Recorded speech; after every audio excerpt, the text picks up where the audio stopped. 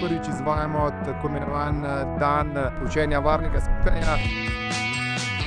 Začne se vse pri nas samih in s tem lahko naredimo največ za varnost tako od nas kot tistih naših soudeležencev.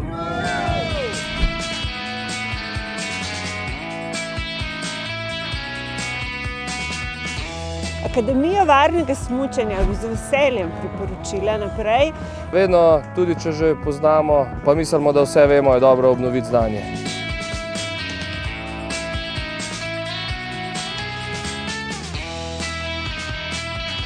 Pač opazujem okrog sebe. Ne smučam preveč hiter, pazim, kaj se okrog mene dogaja. Vozi po svojih zmogljivostih.